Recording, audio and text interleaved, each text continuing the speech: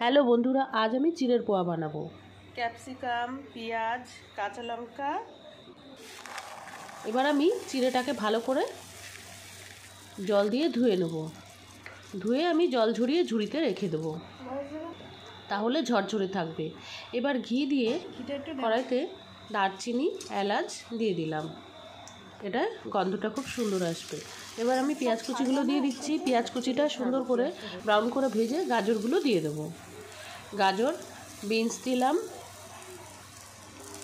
এবার একটু আমি ক্যাপসিকাম কুচিগুলো দিয়ে দিচ্ছি। ভালো করে নেড়ে চেড়ে একটু ভেজে নেব।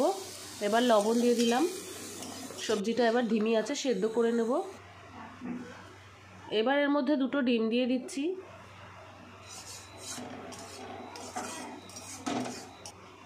ডিম দিয়ে ভালো করে আমি ভেজে নেব। ডিমটাকে ভালো করে ভেজে নিয়েছি। এখন আমি ভেজানো চিড়েটা আমি দিয়ে দিচ্ছি। চিড়েটাকে দিয়ে আবার ভালো করে মিশিয়ে ভেজে নেব। সমস্ত সবজি আর ডিম দিয়ে ভালো করে মিশিয়ে নিয়েছি। এখন আমি একটু মিষ্টি চিনি দিয়ে দিলাম স্বাদ মতন। আবার আমি ধনেপাতা কুচি দিয়ে এবার আমি নামিয়ে নেব। এরকম ভালো ভালো রেসিপি পাওয়ার জন্য এই চ্যানেলে অবশ্যই সবাই থাকবে। খুব ভালো লাগছে।